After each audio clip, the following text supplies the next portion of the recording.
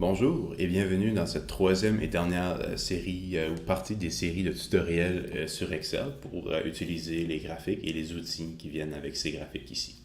Donc, dans cette partie, on va utiliser les outils pour faire des ajustements linéaires et aussi aller extraire des informations sur ces ajustements linéaires-là à l'aide d'Excel, ce qui, vous allez voir, est très pratique et très rapide. Donc, si je veux faire un ajustement linéaire sur les séries, sur la première série ici, donc je vais sélectionner pour avoir toute la série et ensuite je vais aller à Création, ajouter un élément de graphique, courbe de tendance, et vous voyez ici, il y a linéaire. Donc ça serait bien, mais le problème si on clique ici, c'est qu'on ne voit pas sur notre graphique l'équation à droite, qui pourrait être pertinent, et en fait c'est quelque chose que je demande dans le cours. Donc si vous faites un ajustement linéaire, on veut voir l'équation à droite sur le graphique. Donc à la place de cliquer ici, on va plutôt aller à autre option de la courbe de tendance. Et vous voyez que c'est resté à linéaire, mais maintenant, on a d'autres options. Et celle qui est importante pour nous, c'est celle-ci, afficher l'équation sur le graphique. Donc, vous voyez l'équation ici, et c'est souvent tout simplement ce qu'on veut. Okay? Donc, ça, c'est très bien. Vous voyez, la pente ici est de moins 0,1 et l'ordonnée à l'origine de 200.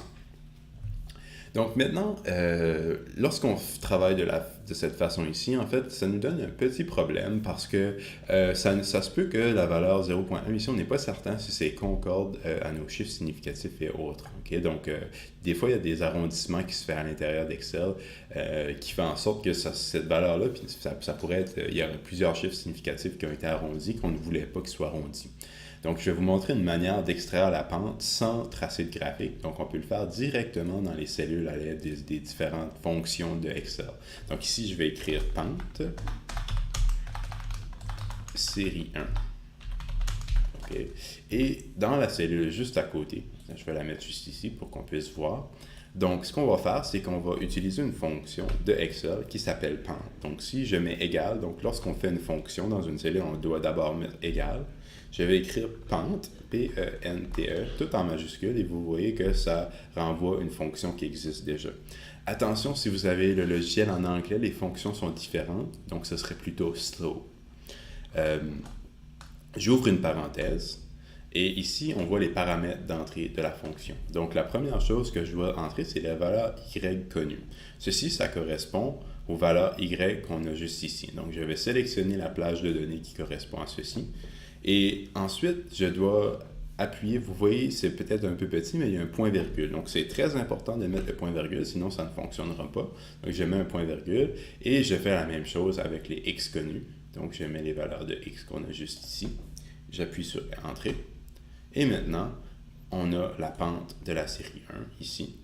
Et pour s'assurer qu'il n'y a pas d'autres chiffres significatifs, on peut venir ici et appuyer sur Ajouter des chiffres, ajouter une décimale. Okay? Vous voyez ici que notre pente était vraiment de moins 0,1, et on peut l'avoir au nombre de chiffres significatifs qu'on veut.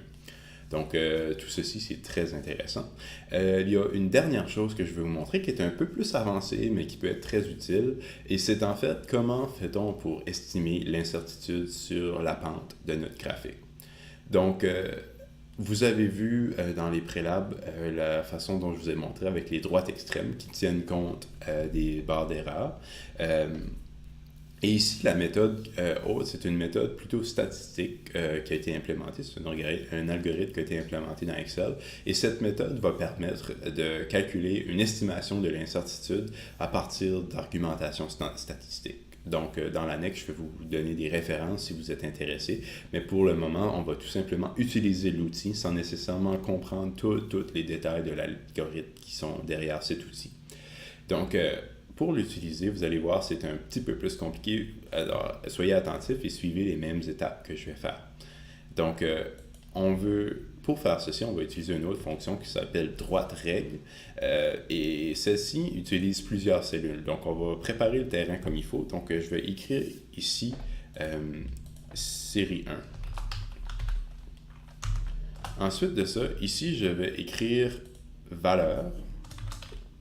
Je vais le faire un peu plus bas, en fait. Donc, je mets ça ici. Donc, je mets valeur. Vous allez voir pourquoi.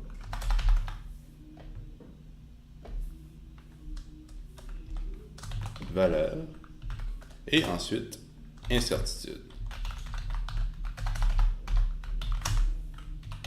Donc, qu'est-ce que je vais faire? C'est que ici, vous allez voir, donc là, je vais mettre pente et je vais mettre ordonnée à l'origine. Donc, la raison pourquoi c'est compliqué, c'est qu'en fait, la fonction va utiliser les 4 cellules ici et je dois les éditer en même temps. Donc, je vais sélectionner ces 4 cellules ici et ici, je vais écrire égal et là, je mets droite règle. Donc, ceci, c'est pour droite de régression. Et ensuite, j'ouvre la parenthèse. Et c'est un peu le même principe. Donc, y connu, x connu. Donc, je mets y connu d'abord. Ensuite de ça, j'appuie sur point virgule. Je mets x connu. Et ensuite de ça, la prochaine option, c'est pour définir si on impose que l'ordonnée à l'origine est 0 ou non. Donc, nous, on ne l'impose pas. Donc, on va mettre vrai en majuscule. Et la dernière option, c'est pour renvoyer les statistiques de régression complémentaire. Et ça, on les veut. Donc, on met vrai aussi. Et ensuite de ça, je ferme la parenthèse. Et là, faites bien attention, n'appuyez pas sur Entrée. Parce que si vous appuyez sur Entrée, ça va seulement éditer la cellule ici. Nous, on veut avoir les 4 cellules éditées. Donc, à la place d'appuyer sur Entrée, vous allez appuyer sur CTRL, SHIFT et Entrée.